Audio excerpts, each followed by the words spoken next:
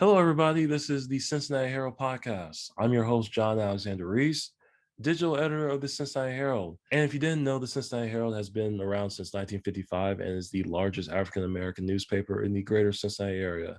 And today, let me introduce my guests.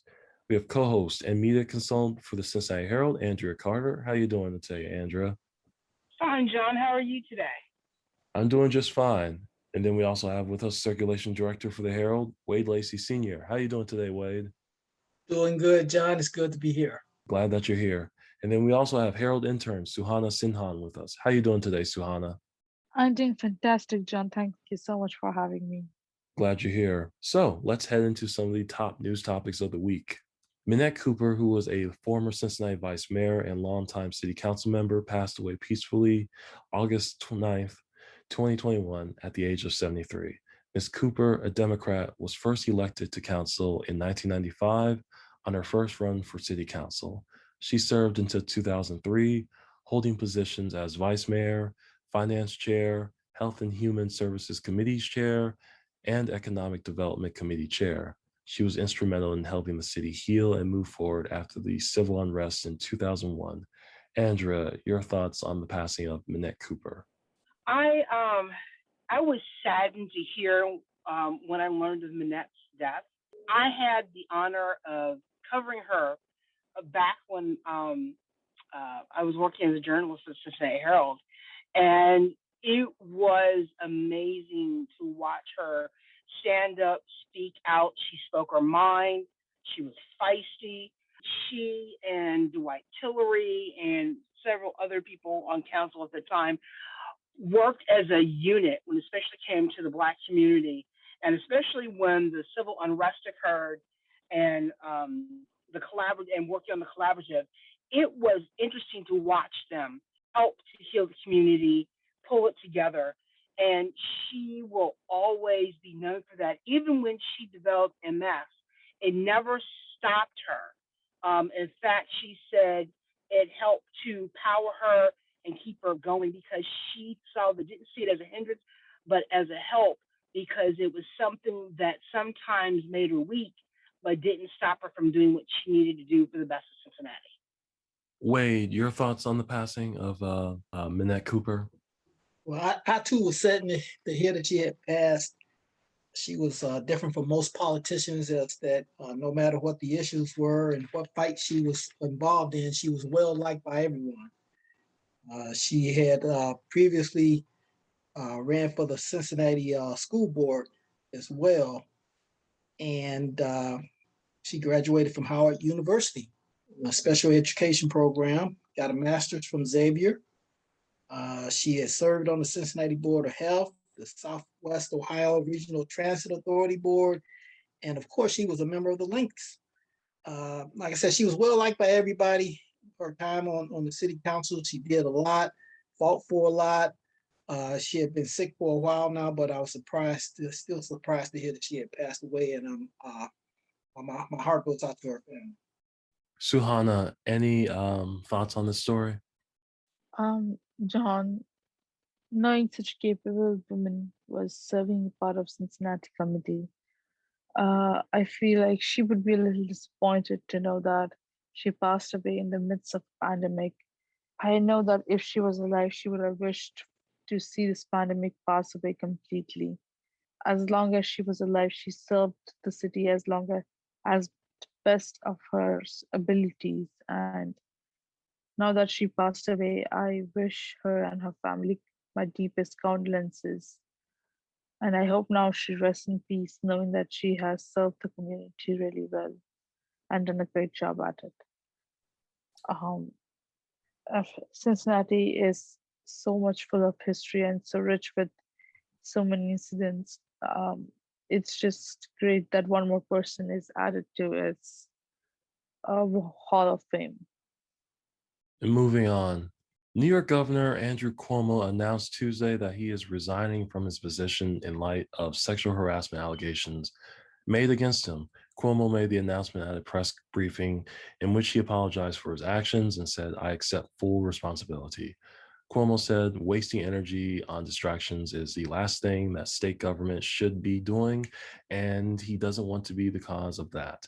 Cuomo said his resignation will take effect in 2 weeks, in which time Lieutenant Governor Kathy Hochul will take over as governor. Wade, what are your thoughts on this story? It's unfortunate for the Democrats, for one. They had looked at him as a hero in 2020 with the pandemic, the way he handled that situation and all that everyone went through in New York. He has stood out as a leader. I think that in 2024, he probably would have been mentioned as a presidential candidate, if not for the top office as the second in charge. I think that we won't see that now.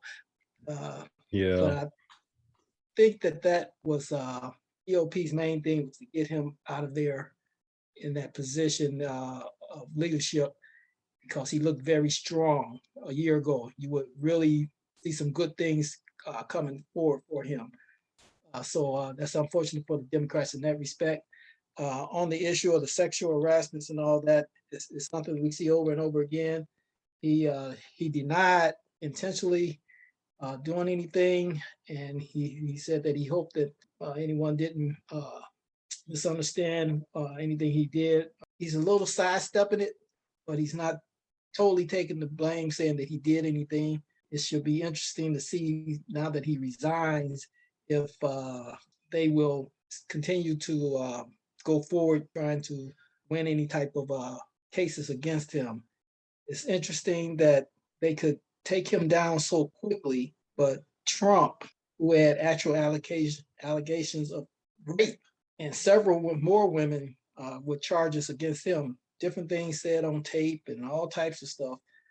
But within a 6 to 8 month period, they was able to bring Cuomo down, but they weren't able to get Trump. So that's very interesting. Yeah, it definitely is interesting. Andrea, what are your thoughts on this story? I think that he has a lot to answer for, Andrew Cuomo. I think he is very disillusioned for what the situation is, but I think politically he's been very astute on how he's handling it right now. I think he's playing the odds. I think that in the long run, he needs to admit that he did something wrong, but right now he's not willing to admit it. He's willing, sort of like he half admitted something occurred, but it's not his fault, which, is typical out of, if you listen to other men who have been accused of the similar situation, what their initial response is, how they're fighting it, and then the outcome. I think politically, though, he's very astute to see the tea leaves on the wall, resign now, knowing that, somewhere down the line he can fight this and come back swinging, because he's got an $18 million war chest. That's a lot of power he has over Democratic candidates going into the midterm elections. And he can still control New York politics behind the scenes, because if he can't win and he can't run again, he can be the kingmaker of New York politics. So, it's in the best interest that he goes away right now on the scene, forefront on the scene, but behind the scenes, everyone's going to be clamoring for his money. So it's going to be interesting to see how this plays out, because even though politically he's dead, politically he's not dead. He's just getting started. Suhana, what are your thoughts on this story? John, I think the most interesting part of this story is that something has been done about this situation. Did something wrong, and he's getting accused for it, and certain actions are being taken against him. But agreeing with Andrea, I feel they are still taking it quite lightly, and he's not getting reprimanded quite enough.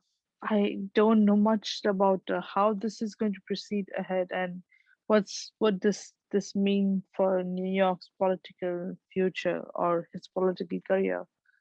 But I hope that this doesn't become eventually a victim blaming case, or doesn't take any unnecessary turns, which doesn't bring justice to those girls who have finally filed the cases and tried to get justice from this whole system. Moving on to the next story. With a robust vote after weeks of fits and starts, the Senate approved a $1 trillion infrastructure plan for states coast to coast on Tuesday, as a rare coalition of Democrats and Republicans joined together to overcome skeptics and deliver a cornerstone of President Joe Biden's agenda.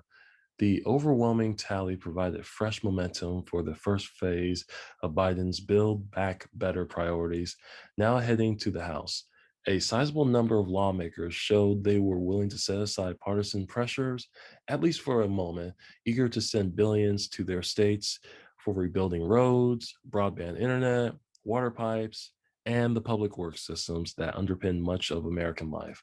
The vote also set the stage for a much more contentious fight over Biden's bigger $3.5 trillion package that is next up in the Senate, a more liberal undertaking of child care, elder care, and other programs that is much more partisan and expected to draw only Democratic support. That debate is expected to extend into the fall. Andrea, what are your thoughts on this news story? Well, I think the interesting thing that you said was the much needed money for projects, roads, bridges, tunnels in everyone's neighborhoods and towns and cities.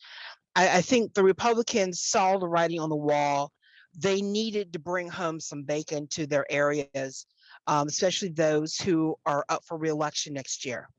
So they had to concede and do something bipartisan to show that they're willing to work with the Democrats, at least on taking care of their communities. Now, when it comes to taking care of people, that's another issue. And what we're going to see is that when you want more of the infrastructure regarding people, when it comes to healthcare, daycare, and things like that, Republicans are going to balk at this because they don't see those items as infrastructure. They see those as liberal issues, when in fact, infrastructure is everything that you do to take care of people so that they can succeed and go to work, generate tax revenue that will help take care of the government and those public services that we need and depend upon. To be that small in thinking, and also that politically thinking that do as little as possible so Biden won't fulfill his administration duties, so he won't look good when it comes to reelection time, I think is working more against the Republican Party than for the Republican Party, because what they did during the Obama years, what they did during the Clinton years, and what they're doing now is working more against them than for them. They're losing so many people right now who are walking away from their party because they're tired of not being taken care of by the party that they believe in. And they're going to go look for someone who will take care of them, whether it's a Democrat or whether it's an independent. And more people, because of COVID, are recognizing the need. Now, on the other hand, there's a lot of far-right people who are chomping at the bit, and Republicans want more political power. But I think they need to stop and take care of their people, because if they take care of the people, they'll get their power back. But because they're not thinking that way, they're going to lose more than they gain.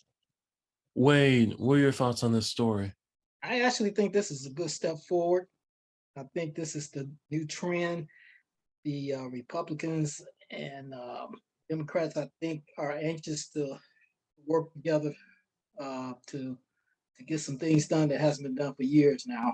I think that the Republicans realize that publicly they are losing support because of certain things not being done. It was easy for a while to just pull the cloak over people, and people who just kind of went along with whatever was being said and all. But with this pandemic we've had the last 16 months or so and everything, people are in need of change. They expect change, and they are tired of the status quo as it was before, and they expect their political leaders now to do something. So I think that what you're seeing now, even if you listen to the some of the Republican leaders as of late, what they're saying now, things that they're saying, it's all about moving forward now. They've got to work together in certain respects and get things done. Otherwise, they will be a dead party. So I think this is a good thing. It's a lot. We're talking a lot of money, 1.2 trillion, which could lead to that 3 trillion. And I know a lot of that is dealing with some of the Biden's priorities, such as free community college, subsidizing childcare, expanding caregiving, and all that. And so it's going to be a lot of talking back and forth and everything. But now they are back to business as usual in terms of talking and trying to get things done, in terms of spending money to get things done. And as I said one time before, this is a win-win for everybody, whether it's the Republicans or the Democrats. Everybody needs to get this done. And I think that going forward the next couple of years, even though they don't want the Democrats to look good and everything, I think they realize that they look real bad themselves and they have to get something done. Suhana, your thoughts on this story? John, recently we discussed about how Biden administration is planning to release some money into American infrastructure scenario. And now that the money is out, it's quite a good news. And my only thing is that I understand that this trillion amount is not enough to improve this situation of American suburbs evenly. But wherever the amount of money land for assistance, it should make some amount of noise in terms of help it provides to that particular town and cities. And it should be interesting to cover what all help was this money able to provide. The administration has asked some time from us and they've provided some money into this whole situation. So wherever this money goes and whatever situation it helps should be a good reflection on America's situation, because most of the technology and roads and infrastructure is based in few towns where people try to migrate more or less. But the smaller towns which are ignored for a while now, if this money can help this situation in some ways, then it will be a very good thing and can take America's situation more ahead in the future. Moving on to our next story. Former NFL player Cornelius Neal Craig died Monday, August 9th, 2021. During his football career as a defensive back or strong safety, he played for the Cincinnati Bengals, Buffalo Bills, and the Cleveland Browns. He attended Taft High School and is in its Athletic Hall of Fame. He attended Fisk University in Nashville, Tennessee, earning a bachelor's degree in sociology. He also played on Fisk's football team as a defensive back. The Cincinnati Bengals drafted Neal Craig as its 7th round draft pick in 1971. After playing for 3 NFL teams, he retired from the Cleveland Browns in 1976. He was a life member of Kappa Alpha Psi and a member of the Cincinnati Alumni Chapter. Wade, your thoughts on the passing of Craig? I was surprised. When I think of Neal Craig, I think of someone just full of life, big guy, just a strong guy. And sometimes we get misled and think people's gonna live forever. But yeah, he was a football player from Cincinnati, played with the Bengals. Most importantly, played for the Cleveland Browns for a little while. But Taft High School Hall of Fame for both football and track. Very likable guy. Everybody knew him. After he left football, he worked for various companies. He was a fixture in the community. He used his position as a former Bengal and his position as with the companies that he worked with to father several organizations along, helping them with their needs. Like I say, he was a big guy. He was a fun guy to be around. He did a lot for his community, and I'm sorry to see him go. Andria, your thoughts on this story? Yeah, I had heard that he was not doing very well, and he was a big lover of Kappa Alpha Psi. My cousin was his fraternity brother, so I would see him at their galas and other events. And I got to see him off and on at different events and things throughout the community. He was a wonderful guy. He was very funny too. And I always the thing I thought about him the most was, one, he was one of the few guys I know who looked good bald headed, and two, he was so tall, because I always had to look up to him.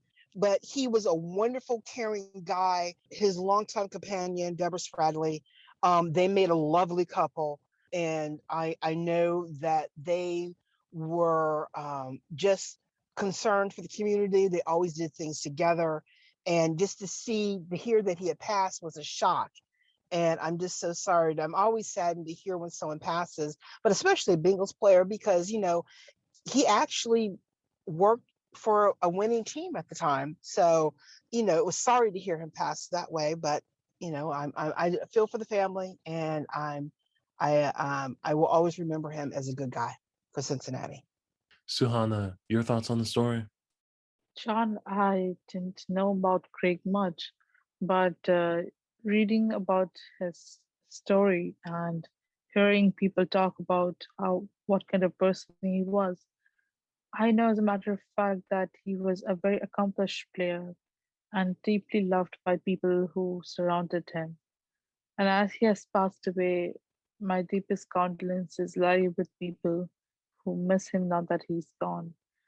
But he has left a great impact in the game history of Cincinnati and I think in the hearts of people who knew him. Well, that's it for today's show. I want to thank all my guests for coming on. Thank you, Andria, Wade, and Suhana. We really appreciate all your input in all of the stories. And make sure to check out the stories we talked about today on our website at www.thecincinnatiherald.com.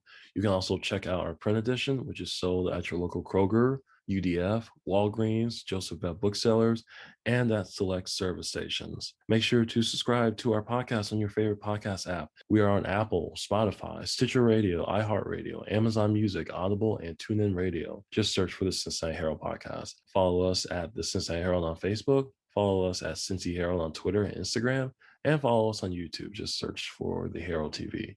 I'm John Alexander Reese, digital editor of the Cincinnati Herald, and have a good day.